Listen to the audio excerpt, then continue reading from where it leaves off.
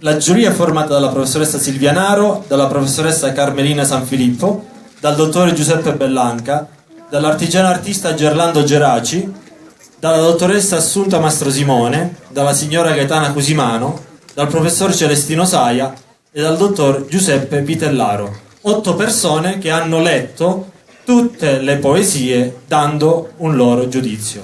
Da questo giudizio sono uscite le premiazioni di questa sera. Voglio solamente dire e aggiungere che grazie a internet il concorso di poesie già da qualche anno va anche all'estero. Quest'anno per la prima volta sono arrivate poesie addirittura dall'Australia. Francesca Currieri di Partinico con la poesia Giovanni e Paolo.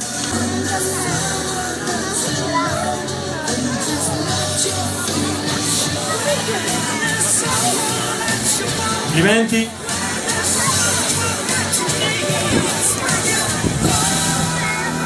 Allora, forse perché sono una giornalista, quindi ho una deformazione professionale.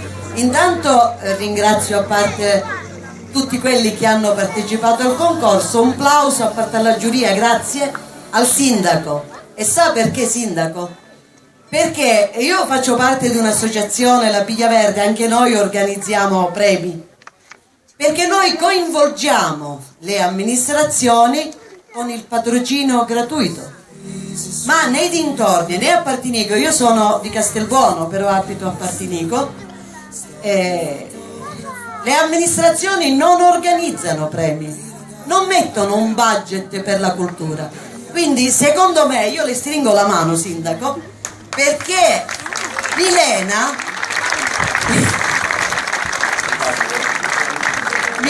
sa perché mi fa piacere essere qua stasera? Perché ho visto che in origine si chiamava Milocca. Bene, a Castelbuono c'è una contrada, c'è un ristorante che si chiama Milocca, quindi abbiamo qualcosa in comune. E poi è un paese delle Madonie, e qua ho visto che è un paese di montagna, così come il mio paese, me lo ricorda. Quindi io sono contenta stasera di essere qua. Faremo un servizio che manderemo anche alla TV della quale sono direttore. Ok? Grazie, io stasera non potevo ricevere un regalo più bello di questo, lo dico con molta schiettezza, ho i brividi in questo momento per le cose che mi sta dicendo, le sento, guardi, la invito, diventa cittadina di Milena, perché questo è un messaggio, verrò a trovare questo paese dove possibilmente possiamo fare anche un atto di amicizia con la città, visto che avete una contrada che si chiama Milocca, quindi perché no, perché no? Le regalerò qualche libro di Milena e quindi inizieremo un discorso che sicuramente non si fermerà qua, va bene? Grazie. Grazie, continuiamo con la poesia La strage di Lupani. Recita la poesia lo stesso Francesco Billeci.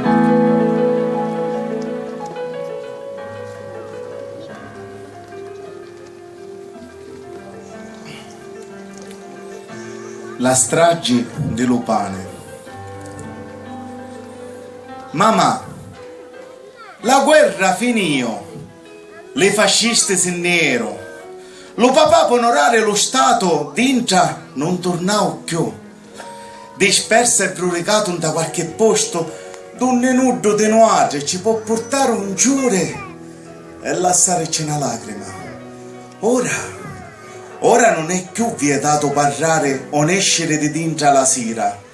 Tutti dicono che le cose in Palermo stanno per cangiare, ma lo petito la disperazione è ancora qua, dentro la nostra casa, dentro l'occhio della povera gente, e non ne vuole lasciare.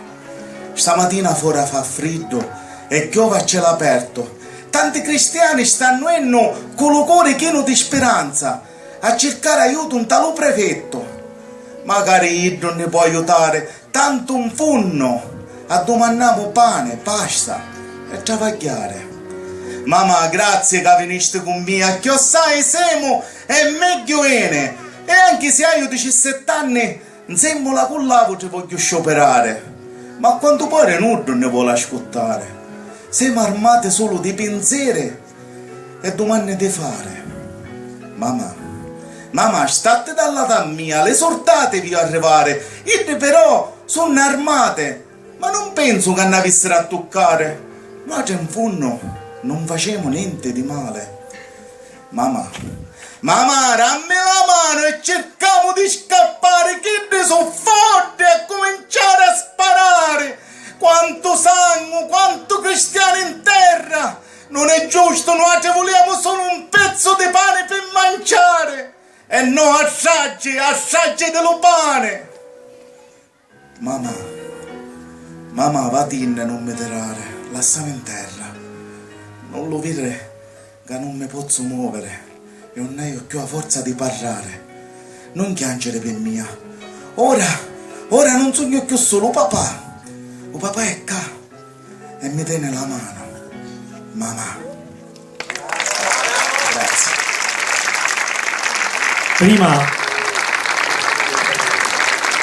se Villeci, intanto per la premiazione chiamo in scena il dottor Giuseppe Vitellaro. Prima aveva detto che è quello dell'anno scorso, ma ci aveva detto prima vi avrei fatto piangere. Ci ha fatto commuovere perché è bellissima la poesia. Complimenti.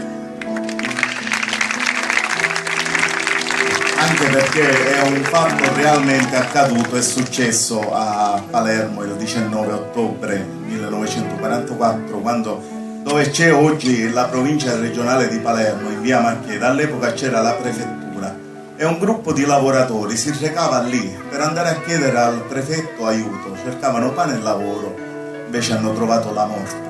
Grazie. Grazie a lei.